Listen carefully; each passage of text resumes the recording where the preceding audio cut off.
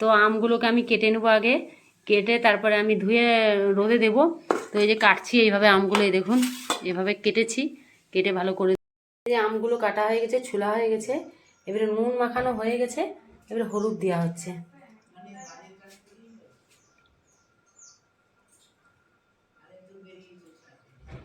এবারে এটা ভালো করে মাখিয়ে নেবো, মাখিয়ে আমি রোদে দিয়ে দেবো।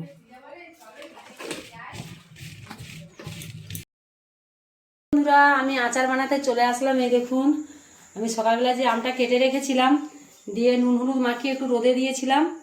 তারপরে এই যে মশলা কি কি দেবো, মশলাগুলো আমি আগে একটু শুকনো কড়াই হচ্ছে নেড়ে নিচ্ছি। এই দেখুন কি কি মশলা দিচ্ছি। প্রথমে আমি ধনেটাকে দিয়ে দিচ্ছি, শুকনো সব সব মশলা একসঙ্গে ভেজে নেব। গোটা জিরা দিয়ে দিচ্ছি, মৌরিটাও দিয়ে দিলাম, আর সামান্য যে মেথি অল্প। পুরো মশলাটাকে আমি ভালো করে ভেজে নেব। এই যে মশলাটা আমার ভাজা হয়ে গেছে, আমি এখানে ঢেলে দিলাম। এটা ঠান্ডা হোক, আমি কড়াইটা বসিয়ে দিলাম। দিয়ে এতে আমি অল্প সামান্য একটু আমি তেল দেব, সামান্য একটু তেল দেব। আমি সরষা তেলই দিচ্ছি সামান্য, এই যে অল্পই দিলাম। বেশি দিলে তেল চিটা গন্ধ করবে, তাই বেশি তেল দিলাম না। একটা শুকনো লঙ্কা দিচ্ছি আমি, এটা একটু ফেলে দিলাম শুকনো লঙ্কাটা।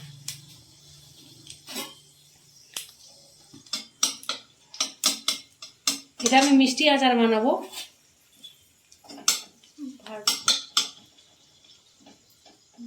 দিয়ে আমটা আমি দিয়ে দিচ্ছি।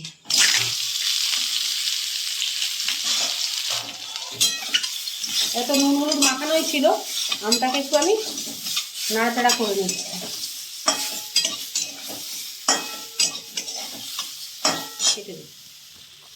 বন্ধুরা, ভাজা হয়ে গেছে, ঝাঁঝ উঠছে। এই যে গুড় আছে, গুড়টাকে আমি ভেঙে রেখেছি, গুড়টা আমি দিয়ে দিচ্ছি। আমি কিন্তু কোনো জল দেইনি। আর এই যে জল বেরোচ্ছে, আমি ঢাকা দিয়ে দিচ্ছি। এটা ঢাকা দিলে আপসেই জল বেরোবে। গুড়ের ঢাকা দিয়ে দিলাম।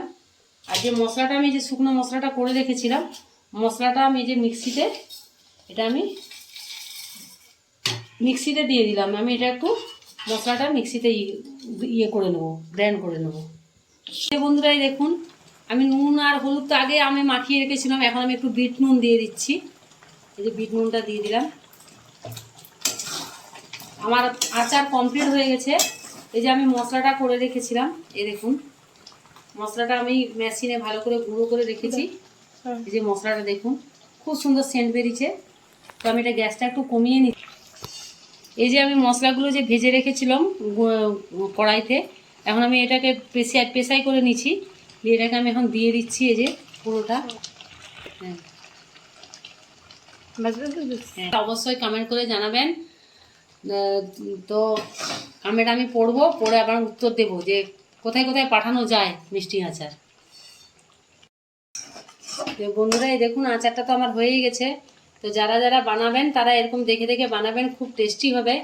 যারা জানে তাদের জন্য না, যারা জানে না তারা এই ভিডিওটা দেখে অবশ্যই এরকম আচার বানাবেন, খুব ভালো লাগবে। আমি কিন্তু কোনো জল দেইনি, এই যে শুধু গুড়টা ঢেলে দিয়েছিলাম। এই দেখুন খুব সুন্দর খেতে হয়েছে। তো এই বলেই শেষ করছি। অবশ্যই আপনারা ভিডিওটা দেখবেন, লাইক শেয়ার অবশ্যই করবেন, ফলো করবেন। এই বলে এই ভিডিও শেষ করছি।